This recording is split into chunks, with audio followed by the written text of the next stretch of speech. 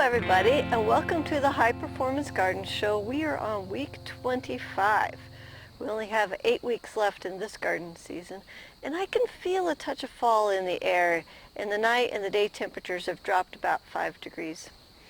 So you can figure the garden can easily go about 4 weeks after your average first frost date in the fall, but you'll need to cover the warm weather plants when the frost hits. The easy trellis, this guy here that we built, comes in really handy when it's time to cover the plants. So my guess is we have about 4 more weeks until the first frost for this garden. But today it's warm enough, so let's get started. Okay, we're going to start right here in the tomatoes. And the first thing I'm going to do is take off some of the suckers. And we do have a few. Oh, the plants are getting tall. We're going to have to lower those down. I am seeing a few aphids. That's a normal thing to see in the fall. The pyrethrum safer soap spray will take care of that. I'll do that probably midweek. Get a couple more suckers off here. This plant here, this is one of the mystery plants that we started with this year. And I've noticed that something has happened to the top. I'm not exactly sure what it is. I'm just going to observe this plant this week. If I feel that it's threatening the other tomato plants, then we'll go ahead and remove it. Sometimes when you have a plant and you don't know the origin of the seed or the parenting of the seed, you can get some very strange things happening. So, you know, they've been okay all season. We had, some really little fruit, but I don't know. We'll just keep an eye on it. If we don't like the way something looks in your garden, just take it out. We have all these other beautiful plants, and we don't have to have this one. So anyhow, back to our desuckering. Hello, there's one. Okay, I'm going to lean and lower these guys today too, because they are getting really big. Like I say, I think I'll get the suckers first. Wow, look at this thing grow. Alright, where'd you go? Make sure you don't cut the top out. Okay, what's this guy doing? These two are a little crowded. Okay, I notice just a few aphids up in here too. Fall is the time. As soon as it cools off, you're going to get some aphid. So you can squish them with your fingers, which is the first line of defense. You just come along and just mash them. And then after that, you want to go ahead and use some safer soap. I got a few up here in these blossoms. Some insecticidal soap. Neem oil can work. It's just, I think it's kind of funny tasting. And pyrethrum is one of my favorites. Yeah, we're getting just a little flush of aphid. Aphids come in many, many different colors. There's over 400 species of aphid. So if you're like, well, it's not green, it can't be an aphid. Yeah, it can. The typical ones we see in the fall are the red aphids, and we also see the black aphids or gray aphids. They like the cole family, your brassicas, so they like broccoli, cauliflower, those kind of things. Would you let go? Okay. This one is so heavy. Okay, you're going over there.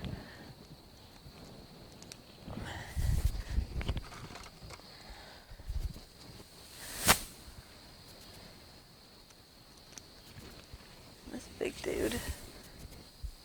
You know what? I think I'm going to harvest the fruit and then turn this loose because there's about 3 or 4 pounds hanging down here.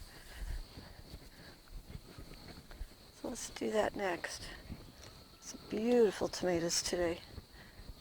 So, you've got tomatoes, share them with a friend, tell your story, and or put them in the freezer. You can just pop the tops off, cut the core out, drop them right in the freezer, and then you can put them in soups and stews later in the winter. Okay, oh, there's a beautiful harvest. That's heavy. I bet there's 5-6 pounds there, which is good. Okay, That'll take the weight off the vine as we move it.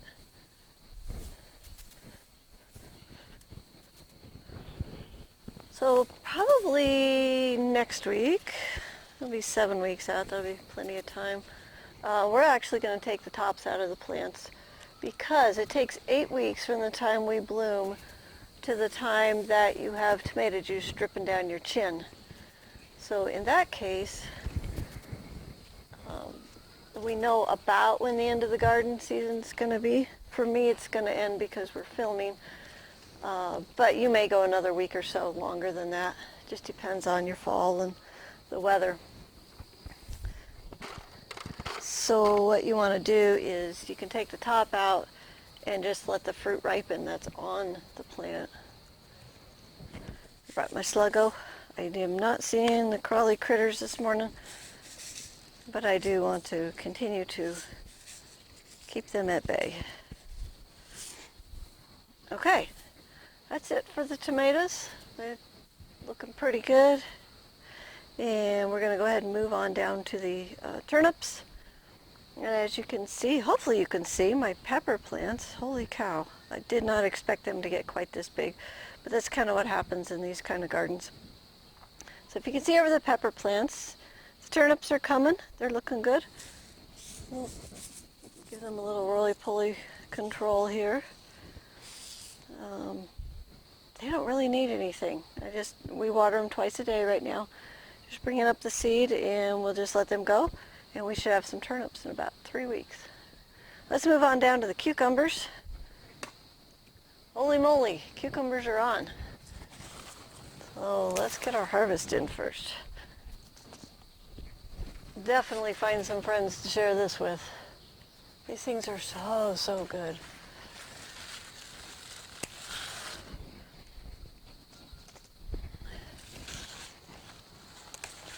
The cold nights will start to slow them down as well. So you want to get them while you can. And you can preserve some. You can take these and on your dehydrator rack. You can make pickles. There's all kinds of things you can do with them. Oh boy. I think I missed this one last week. But you know what? It's still young enough that I can make pickles out of that. That is huge. That one will be ready next week.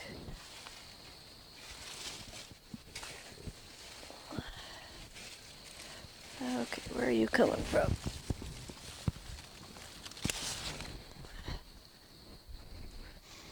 Now, as I'm going through here, aphids don't typically like these. Spider mites, yes. I still have not seen a return of the spider mites. I'm very pleased with my beneficial insects. Hopefully, we are in the clear. Even if we got spider mites at this point, as the weather cools down, the spider mite growth would slow down. So we could probably beat it to the finish line. But it's nice to have them cleared out because then we don't have them again next spring as much. So if the predators are keeping them at bay, then we won't get an overpopulation that'll winter over. Wow, these things are going crazy. Look at that thing. Okay, that one can be next week. All right, let's go to the other side. What do we got over here? That one can come off. And I'm still just harvesting once a week. It would be better if I would come out twice a week, but I just haven't been doing it this year. Normally I do. Okay, they're growing on the ground. They're in the air. It's a nice big spider web here.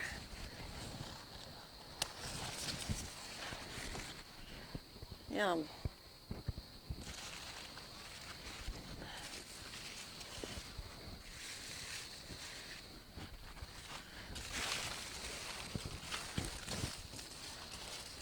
Okay. I think that's about it on the cucumbers. Look at this. Oh, that's a lot of cucumbers. My guess, 15 pounds. Okay, let's put that down. Okay, we fed these last week. As we were harvesting, we were looking for bugs. Everything's looking good. We're just going to let them keep producing and carry it on. And we're going to move on down to the zucchinis. The one that was terminated, still terminated. It's just going to sit there the rest of the season, I guess, unless I decide to take it out. I did notice a few squash bugs. So you want to stay on patrol. I did use some of my Parathium Safer Soap in here on some of the nymphs, the babies. And I do not see any anymore. Okay, jar, you gotta open. Okay, party jar. Getting pretty smelly. Whew. And I did see, where did I see it? There it is. Another set of eggs, which means I still have some adults someplace. Haven't got them all yet. Kind of a hide and seek game, isn't it? Okay, let's do some harvests here. This time of the year, there's not a whole lot to do in the garden but harvest, which is pretty fun. And I see some more zucchini noodles coming. There's one. Should have harvested that midweek, but I say I don't mind the noodles, so the big squash don't bother me at all. What else we got in here? I got one that didn't pollinate. That's what they look like when they don't pollinate. That's actually going to be chicken food. And as I'm going, I'm looking for eggs. I'm looking for squash bugs. Nope, there's some more eggs. Looking for baby squash bugs. Anything that might be attacking my plants. Okay, zucchini is done. We fed them last week. Look for bugs, harvest.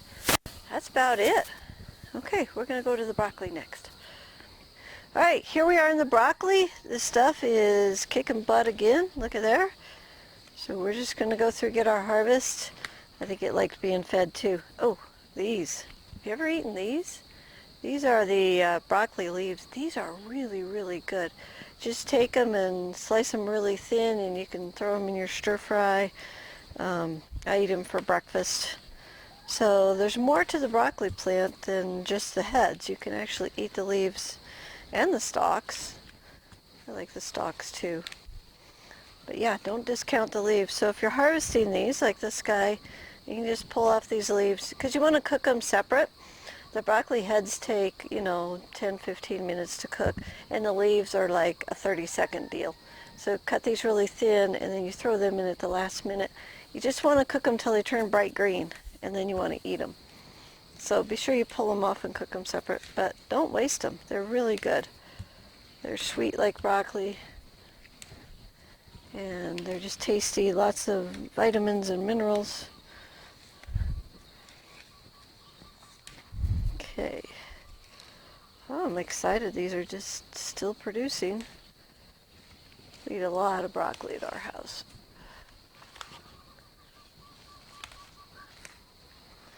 On the broccoli, we are looking for the cabbage loopers. We're still doing our BT spray once a week.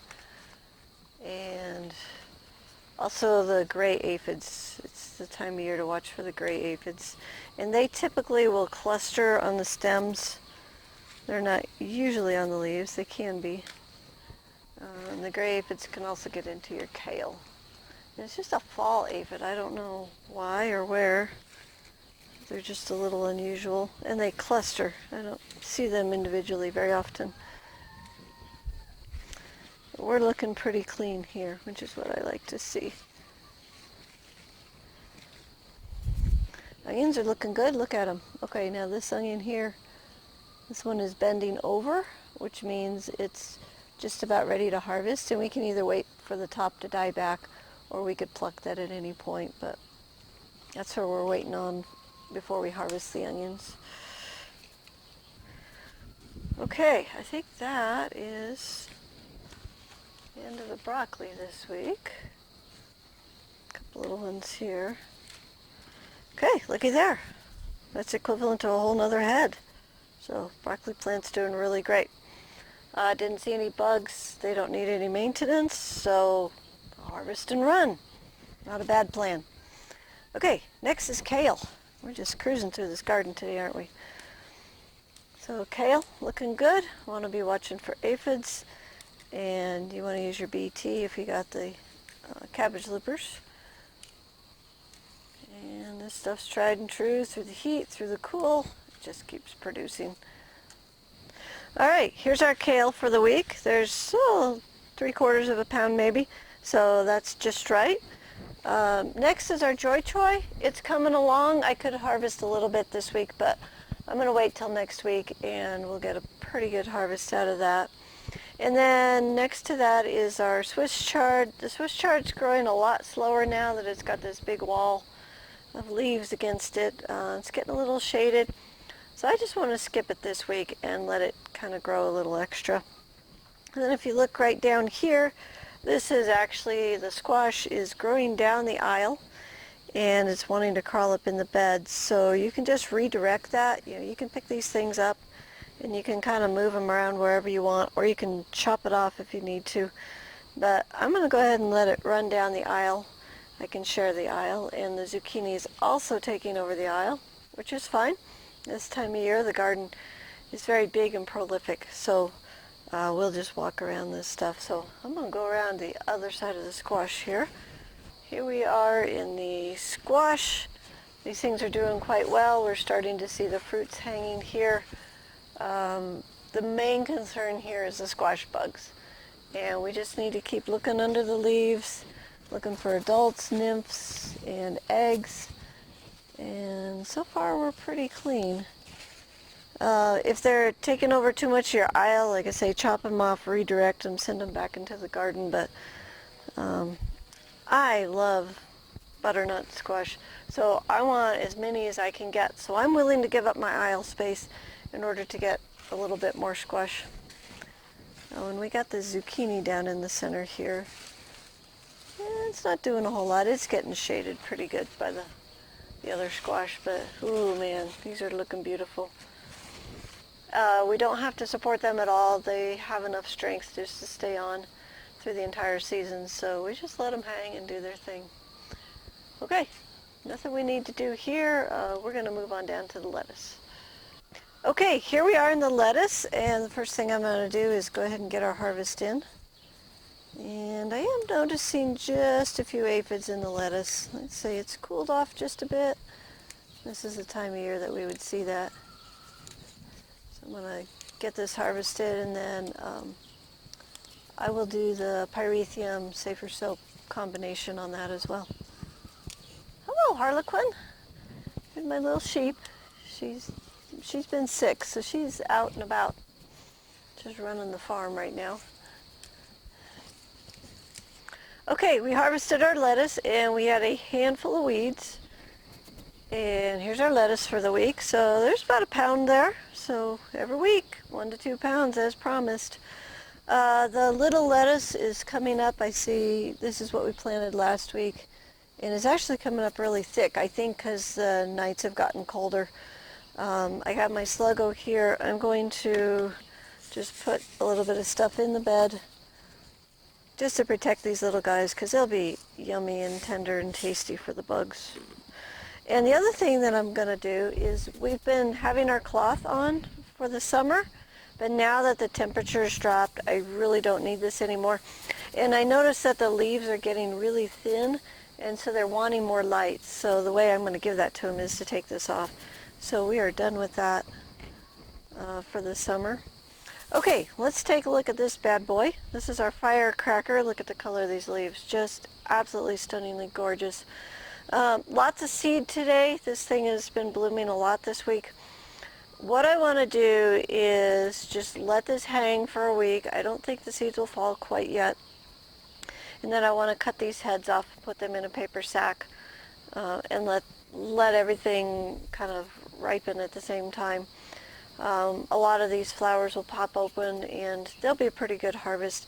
And then we can leave it because there'll probably be some side shoots coming out and we may get a little more harvest a little bit later. But this is going to be a lot of seed. This would be enough seed that we could probably grow for another 3 years in our little garden bed. So if you did this once a year, you would have plenty and plenty of seeds. So some to replant and some to share. You know, this makes a good story. You can talk about this. So anyhow, we're just going to let them be for one more week. Okay, we're going to go take a look at the carrots. Okay, here we are in the carrot patch. We don't come down here very often, do we? They are looking great. Had a few spider mites in the one in my other building, but the beneficials took them out. I have not seen anything in these. These just chug right along. What I want to do is to continue to thin these a little bit. I ate all the rest of them, so I am hungry for more carrots. So we're just going to come down in here and we'll just look around. Come here, baby. We want to just pull some of these out, thin that. Okay, here's the first one. That's a beautiful carrot. Carrots come in all shapes and sizes. They don't all look like the ones at the store. This was wrapped around that big one. So what you get from your garden is going to be quite unique and quite fun. Let's see. They're getting really big. Oh my gosh. There's a monster coming out. It doesn't take too many of them to feed a family, does it? Yeah, look at that thing. They smell so good. Wish you guys could smell them. And I got a couple back here. This is a little thick back in here.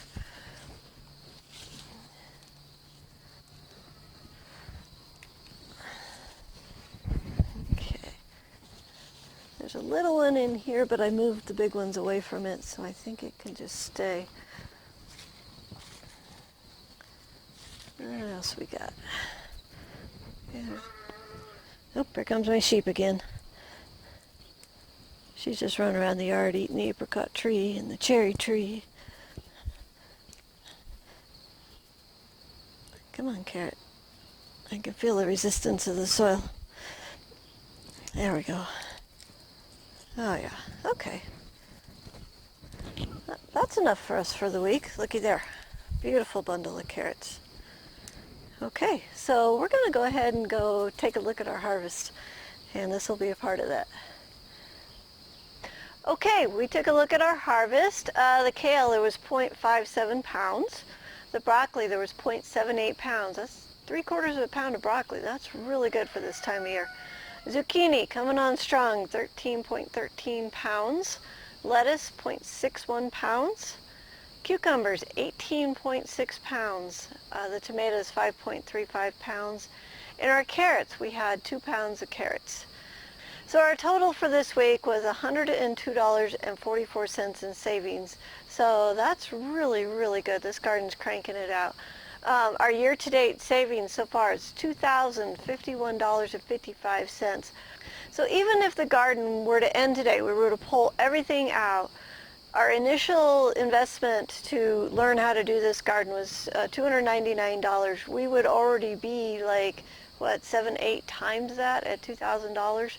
So better than Wall Street. Time to put in a garden. Yeah, put in 2. Then you can sell a little bit to your friends. Double your money. There you go. Once you have the skill set, it never goes away. It's something you'll have for the rest of your life. And it's also something you can pass down to your kids. So it's really a great thing to learn. You can also pass it up to your parents as well. So this garden gives us so much more than just great food. The 25th gift that my garden gives me is riches. When I have a pantry and a freezer full of amazing nutrient-dense food, I am truly rich. No amount of money can bring me any better food to my family. When I was canning peaches yesterday, I realized that this food that I make for my family cannot be purchased anywhere. We eat better than anybody I know, and it's not because we're wealthy and buy good food. It's because we grow the very best food and then preserve this food to eat all year long. I was thinking about the city people again and how they are so busy that they don't take the time to grow their own food, but will work to make extra money to buy better food, but it's not the best food. If you want the best food, you're going to have to grow it yourself. No amount of money is going to get you any better food. I will not trade my garden food for any amount of money. I may not be rich in cash, but I am rich in amazing food. When I look at my pantry and see it full of food that we have preserved, I feel so rich and secure. And I wonder what this world would be like if more people would slow down, not worry about making tons of money, and grow a garden to create their riches. So speaking of preserving, here are the cucumbers from last week. There's 10 pounds. So what I did is I dehydrated these. I cut them. They were about an eighth of an inch thick, and now they're about a quarter inch thick. Now they're about an eighth of an inch thick. And I sliced these, soaked them in salt vinegar water for about 6 hours, and then I put them on the dehydrator rack. And now these are all dry and they are ready for the winter. So this is one way of getting your cucumbers into the winter and the next season. So as the garden produces food, you noticed earlier in the spring we were into the leafy greens, and we took some of the excess leafy greens and we preserved them, which we could now eat because there's not as many leafy greens. And I want you to do the same things with the cucumbers and the zucchinis. Anything that's on heavy, because everything will have its peak in its season, get some of it preserved. So you can root cellar, you can dehydrate, you can freeze, and you can can. Those are your 4 choices on getting your food preserved. So I encourage you to get online, find some recipes. You got something in excess, zucchini, look up zucchini. And there's a dozen things you can do with that. So that's one way of taking your savings into the rest of the year. I call it putting sunshine in my bank. So what we're doing is saving the energy and the sunshine for later in the year. So anyways, if you want to see what you could grow today in your area, I want you to go to the What Can I Plant Today chart on the website to see what you can plant in your area right now. It's not too late to start your garden. If you're in a warm climate, you can grow year-round. And if you're in a cooler climate, then you can start by getting your education. The difference between a low-performance garden and a high-performance garden is your education and the skill set that you bring to your garden. If you can read and lift 16 pounds, then you can grow a high-performance garden. All it is getting that education so that you can do exactly what I'm doing. As you have observed the entire season, there's nothing here that's hard. It's just a matter of learning. So if you want to start your education, you can start with our High Performance Garden book. It's in print or in electronic form now. Or if you want the fastest track to an amazing garden, you can get our Leafy Greens Container Garden course, or you can start in the Abundance Garden course. We've already proven that you can make many times the investment in the garden as you invested into the course. So if you'd like to see this garden in person, I invite you to come and visit. We are open for tours Thursday through Sunday from 1 to 6 p.m. and that's May through October. So go to thelivingfarm.org for details if you want to come and see us, or you can send us an email if you got questions. So until next time, may your garden be easy, fun, productive, and always organic.